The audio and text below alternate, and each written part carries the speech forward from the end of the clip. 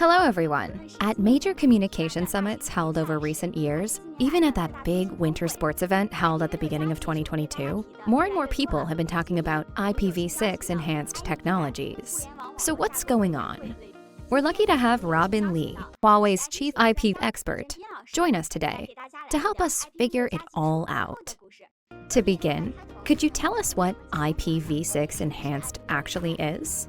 Simply put, it's a technology that extends IPv6 to support a series of new network applications, including SRv6, network slicing, in-band flow measurement, IPv6, and APN6. What's the precise relationship between IPv6 and IPv6 Enhanced? Quite simply, IPv6 is the basis of IPv6 Enhanced. We can't directly jump to IPv6 Enhanced without IPv6. Instead, IPv6 Enhanced is developed on an IPv6 foundation. It then supports the new network applications I just mentioned through extensions. As the basis for developing IPv6 Enhanced, how did IPv6 itself emerge? IPv6 is most widely known due to its address space. With IPv4, the address space is only 32 bits long and clearly insufficient. IPv6 has a much larger address space of 128 bits. It's been said that IPv6 can assign an address to every grain of sand on Earth. But this is just one of three reasons why IPv6 emerged. Another is that the shortcomings in the IPv4 design needed to be resolved, and necessary optimization and extension needed to be implemented through IPv6 in anticipation of future requirements. Could you give us an example of the shortcomings that IPv6 resolves? In IPv4's design, the header is complex and has too many fields. This negatively affects forwarding performance. In contrast, IPv6 boosts hardware processing and improves forwarding performance by significantly reducing the number of header fields. In addition, IPv4 processes only IPv4 headers. That makes it difficult for IPv4 to support new functions due to its poor extensibility. And this is precisely why IPv6 was designed to include IPv6 extension headers. These extension headers are used to support new network applications and service features supporting future development. Although IPv6's development began slowly, it's currently booming. How precisely does IPv6 Enhanced develop upon IPv6? This has a lot to do with what we just talked about.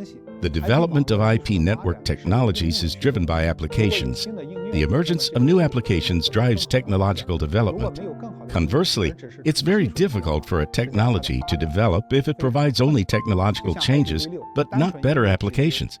For example, there are methods that can be used to solve the IPv4 address space problem, and this caused the development of IPv6 to slow down. However, important work was done during IPv6's design, namely IPv6 extension headers.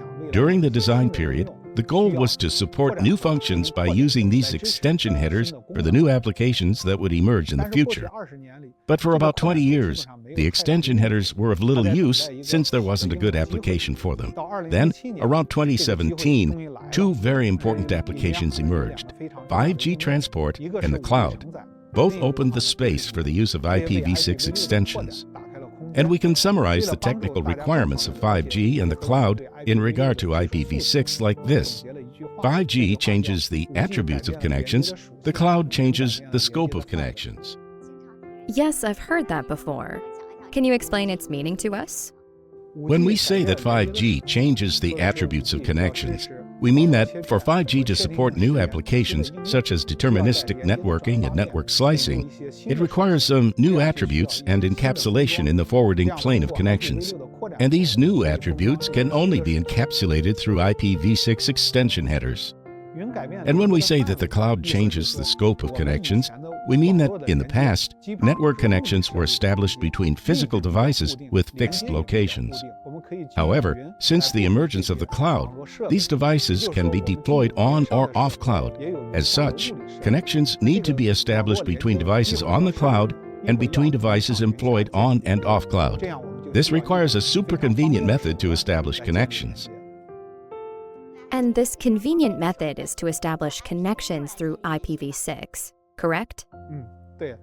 Exactly. Over the past 20 years, we've used MPLS on transport networks. However, MPLS often needs to be upgraded across the entire network, making it very difficult to quickly set up connections.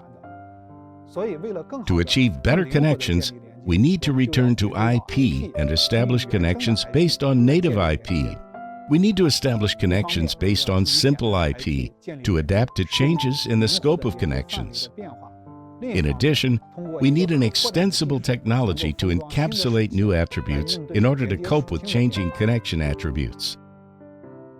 If you look at these two things together, you'll see that IPv6 is a unique choice, and we have developed IPv6 Enhanced by extending IPv6 to better support 5G and cloud services.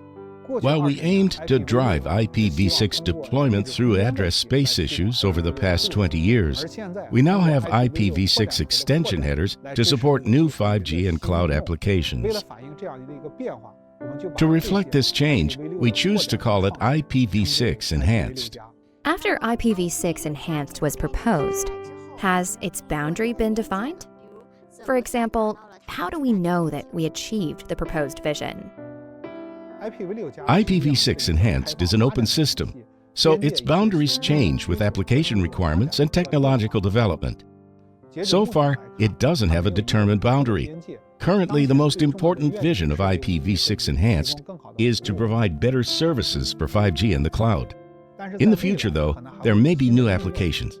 At that time, new extensions and innovations may be required for IPv6, meaning that IPv6 Enhanced will be extended and developed accordingly. Thank you, Robin, and thank you for joining us.